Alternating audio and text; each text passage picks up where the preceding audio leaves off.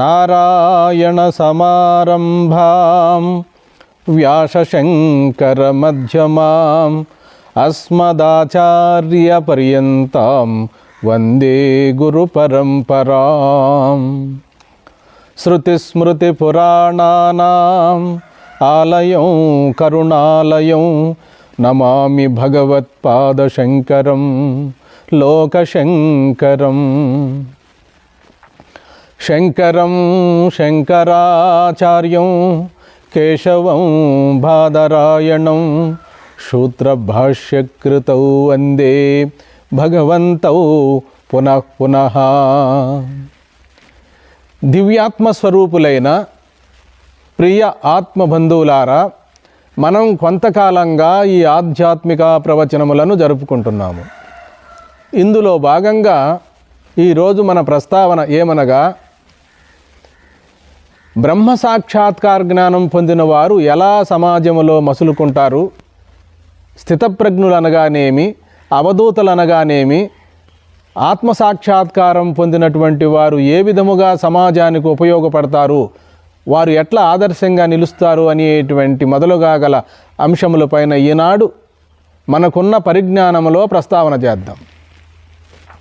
నేడు సమాజంలో ఎందరో మహాత్ములు ఆత్మజ్ఞానాన్ని అనుభవానికి తెచ్చుకున్నారు, బ్రహ్మ సాక్షాత్కార జ్ఞానాన్ని పొందగలిగినారు.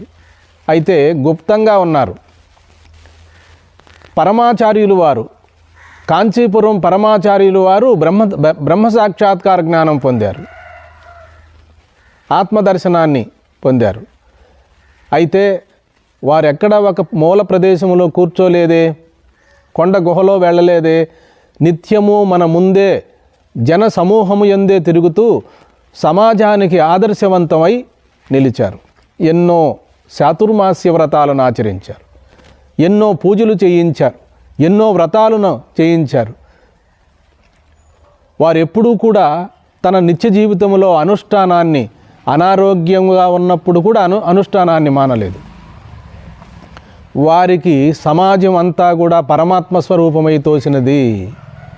అందుకే వారిని నడయాడు దేవుడు అంటారు, కాంచీపురం పరమాచార్యులు వారిని. మనకు వారే ప్రబల నిదర్శనము. 1982 ఆ ప్రాంతంలో కూడా గొలగమూడి వెంకయ్య స్వాముల వారు కూడా బ్రహ్మ సాక్షాత్కార జ్ఞానం పొంది అవధూత అనేటువంటి స్థితిని సమాజానికి బోధ చేశాడు. వెంకయ్య స్వాముల వారిని దర్శించినటువంటి వారు ఇప్పుడు కూడా ఉన్నారు. 1982లో సమాధయ్యారు. కాబట్టి స్థితప్రజ్ఞులనగా మానా అవమానముల యందును శత్రుమిత్రుల యందును సమదృష్టి కలిగిన వారే స్థితప్రజ్ఞులని గీతాచార్యులు వారు భగవద్గీతలో సెలవిచ్చారు. మీరు విని ఉండలేదా? అదే విధముగా గుణాతీతుడు, గుణములకు అతీతంగా ఉన్నటువంటి వారే జ్ఞానులని, అవధూతులని, మునులని మన భారతీయ సనాతనమైన ఋష్యాది సాంప్రదాయంలో ఇవన్నీ చెప్తున్నారు. గుణములకు అతీతమైన స్థితిని మనం సంపాదించాలి. వీరే అవధూతలు, అవధులు దాటినటువంటి వారు. కాబట్టి వారికి ఏ విధమైనటువంటి స్వపరభేదములుండవు. వారికి వారి స్వరూపము తప్ప, పరమాత్మ స్వరూపము తప్ప రెండో ప్రపంచమే లేదు, రెండో ప్రపంచమే కానరాదు.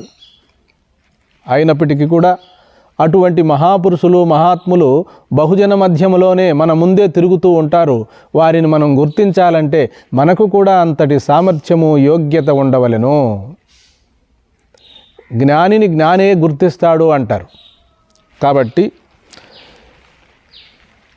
ఉత్తములు దేనిని ప్రమాణముగా గైకొనెదరో లోకమంతయు దానినే ప్రమాణముగా గైకొనెదరు. ఉత్తములు దేనిని ఆచరించెదరో లోకమంతయు దానినే ఆచరించెదరని చెప్పి గీతాచార్యులు వారు భగవద్గీతలో ప్రబోధించారు. యద్యదాచరతి శ్రేష్ఠః తత్ర దేవే తరో జనః సయ ప్రమాణం కురుతే లోకస్తదనువర్తతే అని బోధించారు. కాబట్టి ఆత్మదర్శనము, ఆత్మసాక్షాత్కారం అనగా శాస్త్రముల యొక్క ప్రామాణికము చేత, సద్గురువుల యొక్క వాక్యము చేత తన స్వరూపాన్ని స్వస్వరూపాన్ని అనుభవానికి తెచ్చుకొని తామరాకు నీటి బిందువులు అంటని రీతిగా ఈ లోక వ్యవహారములో కూడా వారు ఏ విధమైనటువంటి విక్షేపము లేక చలనము లేక వారు సాక్షిగా తటస్థంగా ఉంటారు. కాబట్టి ఆత్మదర్శనము అనేటువంటిది మన స్వరూపమే, మన ఉనికియే. ఉనికిని దర్శించుకోవడం ఏమిటి? ఉనికే మన స్వరూపమైతే ఉనికి లేక దర్శనము ఇంకొకటి ఉందా? వేరుగా లేదు. దర్శనము అనగా స్పర్శనము అనగా స్పర్శించుట, దర్శనము అనగా సూచుట. జ్ఞాత, జ్ఞానము, జ్ఞేయము ఈ త్రిపుటి ఉన్నప్పుడే దర్శించడము, స్పర్శించడము, ఆగ్రాణించడము ఇవన్నీ ఉంటాయి. అయితే పరమాత్మ తత్వమునందు, ఆత్మదర్శనమునందు ఈ త్రిపుటి రహితమవుతుంది. కేవలము తుర్యస్వరూపములో మిగిలిపోవడమే కానీ ఇంకొక దాన్ని వినడం కానీ, చూడడం కానీ, మాట్లాడడం కానీ, ఆగ్రాణించడం కానీ, స్పర్శించడం కానీ ఏమీ ఉండదు. కాబట్టి రాత్రి సుషుప్తిలో ఏ విధమైనటువంటి ఇంకొక దానితో సంబంధం లేకుండా ఎలా బ్రహ్మరూపములో తన స్వభావముతో ఎట్లా ఉన్నాడో అలాగే జాగ్రత్తావస్థలో కూడా తాను అలా నడుచుకోగలిగితే అదే జీవన్ముక్తి. నిద్రలోన నిద్ర నెరిగిన భద్రమగును విద్య బ్రహ్మ విద్య, నిద్ర తెలియువాడు నిర్మల యోగిరా విశ్వదాభిరామ వినురవేమ అన్నారు వేమనాచార్యులు వారు. రాత్రి గాఢమైన సుషుప్తిలో ఏ విధముగా మనం ఉన్నామో ఇప్పుడు కూడా అలాగే ఉన్నాము. ఆ గాఢ నిద్రకు కూడా మనమే సాక్షి. మన యందే ఆ సుషుప్తి అనుభవం కూడా జరుగుతుంది, స్వప్న అనుభవం జరుగుతుంది, జాగ్రత్త అనుభవం కూడా జరుగుతుంది. కాబట్టి తుర్యమునకు ఏ విధమైనటువంటి విఘాతము జరగలేదు. తుర్యము అనగా చైతన్యము. చైతన్యము లేక మనం జాగ్రత్త ప్రపంచాన్ని చూడగలమా? అలాగే చైతన్యము లేక స్వప్న ప్రపంచాన్ని చూడగలమా? అలాగే చైతన్యము లేక సుషుప్తావస్థను పొందగలమా? మూడవస్థలు కూడా తన యందే వచ్చిపోతున్నవి. తాను మాత్రం మార్పు జరగకుండా జాగ్రత్తలో తానున్నాడు, స్వప్నములో తానున్నాడు, సుషుప్తిలో తానున్నాడు. సర్వత్రా తన యందే ఇవన్నీ జరిగిపోతున్నవి. సినిమా తెర మీద ఎట్లయితే బొమ్మలు, సునామీలు, అగ్నిగుండాలు, భూకంపాలు ఎలా వస్తున్నాయో అవి వస్తున్న తెరకు ఏ విధమైనటువంటి అంటుసొంటు లేకుండా, ఏ విధమైన విఘాతము లేకుండా తెర ఏ విధముగా ఉన్నదో సినిమా స్క్రీను, ఆ విధముగా సర్వవ్యాపకమైన పరబ్రహ్మము అలా తటస్థంగా ఉన్నది. తన యందే ఈ సమస్త ప్రపంచము పరిణతి జరుగుతూ ఉన్నది అనేటువంటి సత్యాన్ని స్వానుభవమున గడించడమే జీవన్ముక్తి. తన ఎరుకలోనే ఈ సమస్త ప్రపంచము తోస్తూ ఉంది, తన ఉనికిలోనే సమస్తము జరుగుతూ ఉంది. సకల వ్యవహారము కూడా తన యొక్క ఉనికి యందే జరిగిపోతూ ఉన్నది. మంచి ఆలోచనకు, చెడ్డ ఆలోచనకు, మంచి భావమునకు, చెడు భావమునకు కూడా తానే సాక్షి. తన ఎరుకలోనే, తన ఉనికిలోనే ఇవంతా జరిగిపోతూ ఉన్నది. అందుకనే ఋగ్వేదములో ఐతరేయోపనిషత్తులో ప్రజ్ఞానం బ్రహ్మ అన్నారు. ఏ ప్రజ్ఞ ఉండడం వల్ల, ఏ జ్ఞానం ఉండడం వల్ల నేను ఇంకొక కార్యాన్ని చేస్తూ ఆ కార్యానికి సాక్షిగా ఉంటున్నానో అలాగే ఈ సమస్త ప్రపంచమునకు కూడా ఆ పరమాత్మ యందే, ఆ ప్రజ్ఞ యందే సమస్తము జరిగిపోతున్నది. అందుకనే ప్రజ్ఞానం బ్రహ్మ అన్నారు. సమస్త జీవులలో కూడా ఆ ప్రజ్ఞయే అంతఃకరణమునకు సాక్షి అయి ప్రకాశిస్తూ ఉంది. ఈ సత్యాన్ని మనము స్వానుభవమున తెలుసుకోవాలి. చెప్పేవాళ్ళు ఎందరో ఉండొచ్చు, వినేవాళ్ళు ఎందరో ఉండొచ్చు, కానీ ఇది స్వానుభవమునకు తెచ్చుకోవడమే పరమరహస్యం. మానవుడు చెప్పుట కంటే ఆచరించుట చాలా కష్టంగా ఉంటుంది. ప్రతి మానవుడు కూడా గ్రంథాలు చదువుతారు, శాస్త్రాలు చూస్తారు, సత్సంగాలు చేస్తారు. అయినప్పటికీ కూడా ఈ సత్సంగాలలో సద్గ్రంథాలలో ఉన్నటువంటి రహస్యాన్ని తన స్వానుభవమును దర్శించుటయే పరమావధి. కాబట్టి ఇది రోజు కూడా మనము ఉదయం సాయంత్రము తప్పకుండా అనుష్ఠానములోకి తీసుకురావలను. ఏది నిరంతరము నిత్య జీవితంలో మనకు గురువులు బోధించారో ఆ యొక్క బోధను సక్రమంగా శ్రవణ మననాదులు చేసుకొని ఆ స్థితిలో ఉండడమే అనుష్ఠానం. అనుసరించి అనుభవాన్ని, బ్రహ్మానుభవాన్ని అనుసరించి కలిగేటువంటిదే అనుభవం. కాబట్టి మనము తొందరపాటు లేకుండా, ఆవేదన చెందకుండా, ఏదో ఇంకొకరికి చెప్పాలి అనేటువంటి ప్రయత్నం లేకుండా మనకు మనముగా ప్రయత్నించాలి.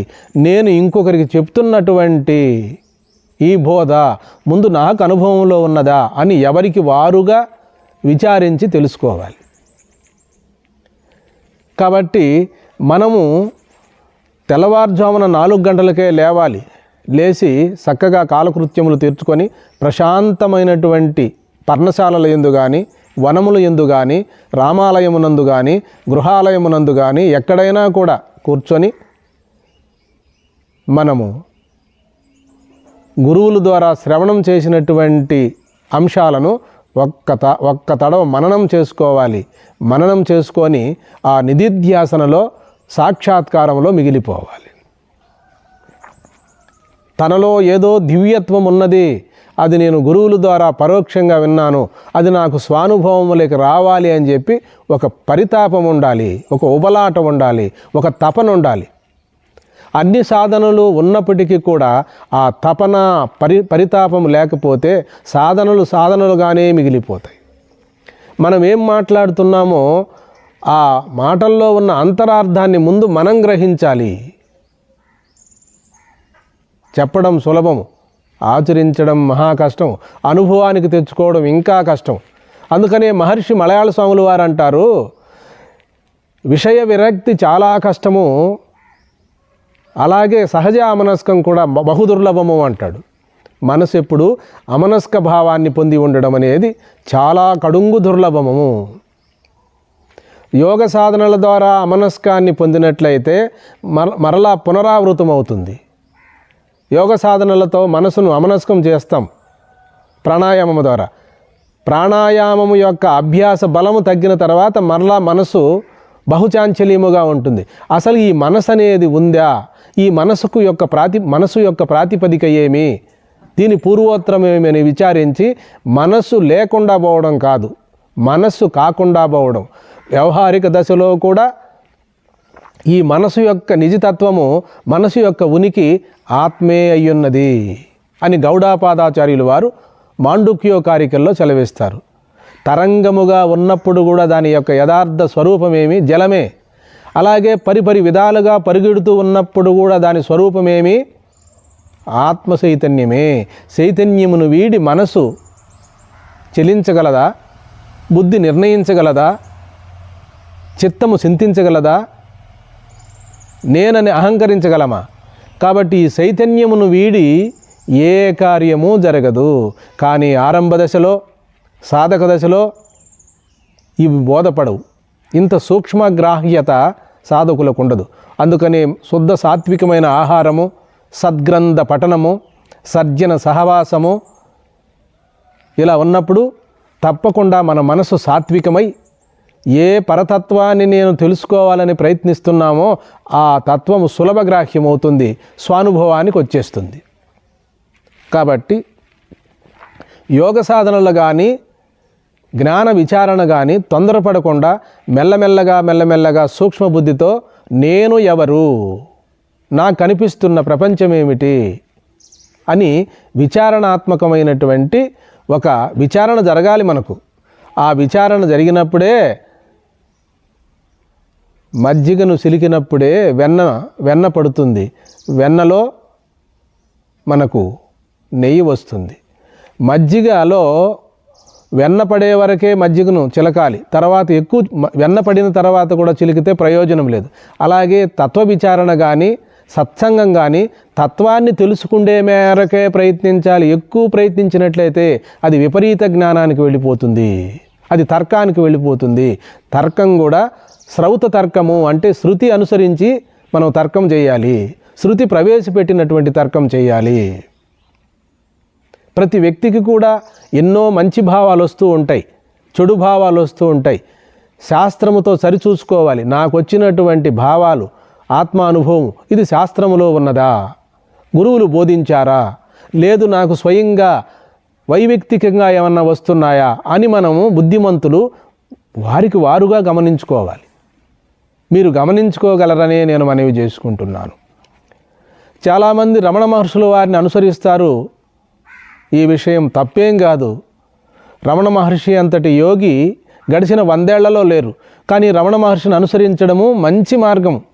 కానీ గురువు లేకుండానే రమణ మహర్షికి గురువు లేడు కదా, మనకు కూడా గురువు లేడు, అవసరం లేదు అనుకోవడంలో తప్పేం లేదు. కానీ రమణ మహర్షిని మనం గురువుగా అనుసరించాలి.